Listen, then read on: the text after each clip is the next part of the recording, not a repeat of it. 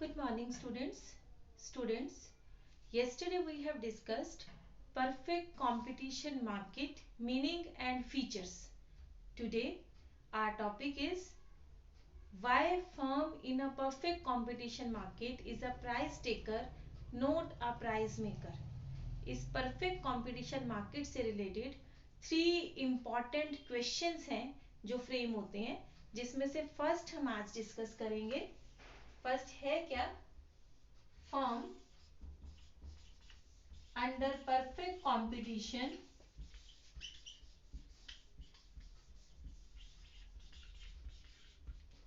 is a price taker,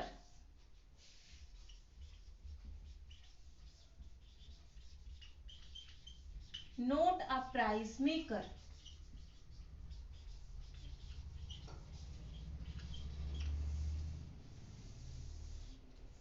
perfect competition के अंदर firm को प्राइस टेकर कहा जाता है, प्राइस मेकर नहीं कहा जाता. क्यों? तो सबसे पहले तो आपको यही समझना है कि फर्म प्राइस टेकर है, प्राइस मेकर नहीं है. क्योंकि परफेक्ट कंपटीशन मार्केट के अंदर हमारे पास जो प्राइस डिटरमाइन होता है वो डिमांड और सप्लाई फोर्सेस से होता है. एक फर्म अपने प्रोडक्ट के प्राइस को खुद डिसाइड नहीं करती. प्राइस डिटरमाइन कौन करता है? डिमांड और सप्लाई फोर्सेस. और उसी प्राइस के ऊपर फर्म जो है अपनी प्रोडक्ट को सेल करती है. तो इसके लिए आपको यहाँ पे क्या करना है? 2 डायग्राम्स ड्रॉ करने पड़ेंगे सेम लेवल पर.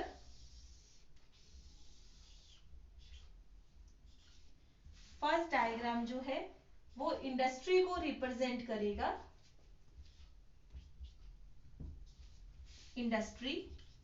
Industry means sum of all the firms relating to product.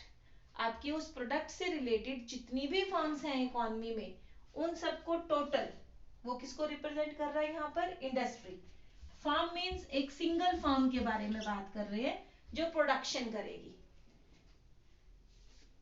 सभी फर्म्स जो प्रोडक्ट को प्रोड्यूस करेंगी उसको हम रिप्रेजेंट करेंगे यहाँ सप्लाई लाइन से.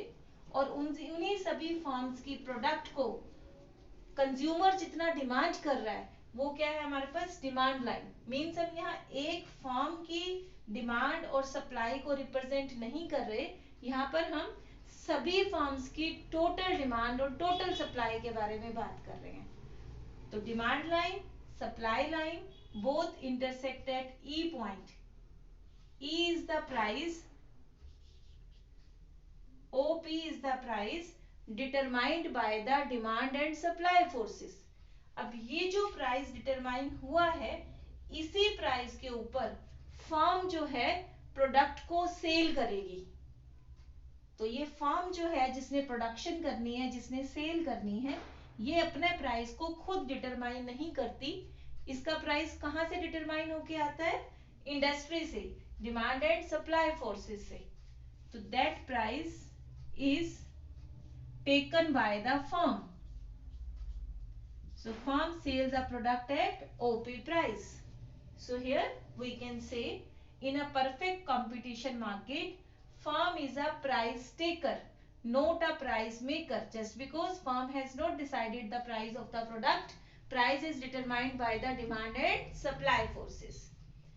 तो इस क्वेश्चन के आंसर के लिए पहले आप ये डायग्राम बना के इस चीज को एक्सप्लेन करोगे और उसके बाद बताओगे इसके रीजंस कि रीजंस क्या क्या हैं. फर्म जो है प्राइस टेकर क्यों है, प्राइस मेकर क्यों नहीं है, उसके रीजंस आएंगे. So reasons why firm is known as a price taker, not a price maker. Reasons में फर्स्ट पॉइंट,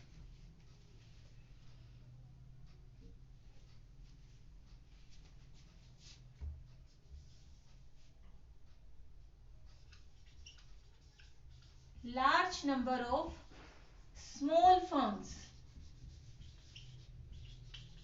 फर्स्ट रीजन कि फर्म जो है उसका साइज स्मॉल है और although large number of firms जो है वो अवेलेबल है मार्केट के अंदर, इकोनॉमी के अंदर.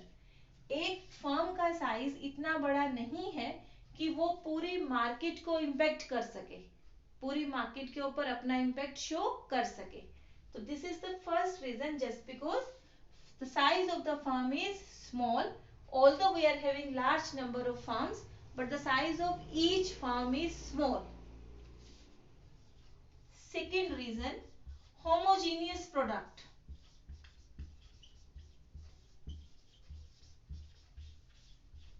Homogeneous product means same product.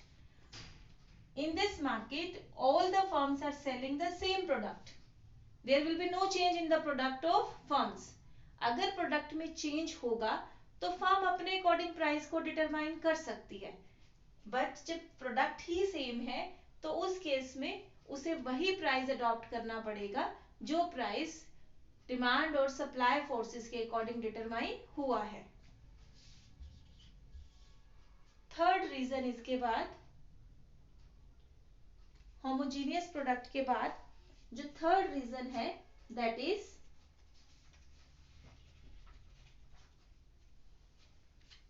unnecessarily loss. Unnecessarily loss due to change in price.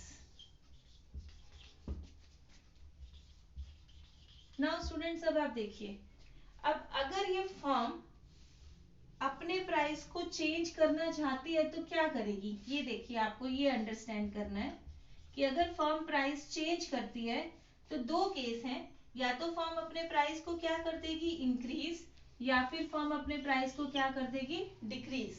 अगर फर्म प्राइस को इंक्रीज कर देती है उस केस में क्या होगा, क्योंकि प्रोडक्ट सेम है और प्राइस इंक्रीज कर दिया है तो कोई भी कंज्यूमर इस पर्टिकुलर फर्म से उसके प्रोडक्ट को बाय नहीं करेगा.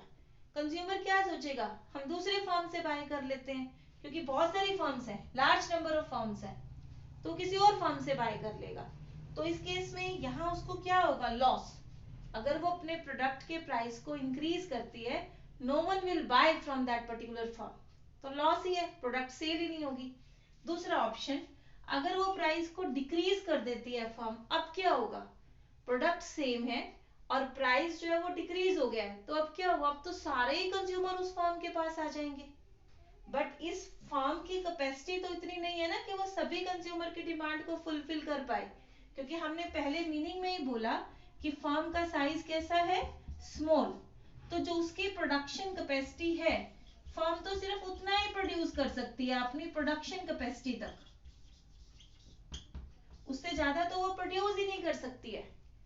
तो फर्म क्या करेगी, जितना उसका प्रोडक्शन कैपेसिटी है उतना वो प्रोड्यूस कर देगी और उस सारे प्रोडक्ट को वो कम प्राइस पे सेल कर देगी.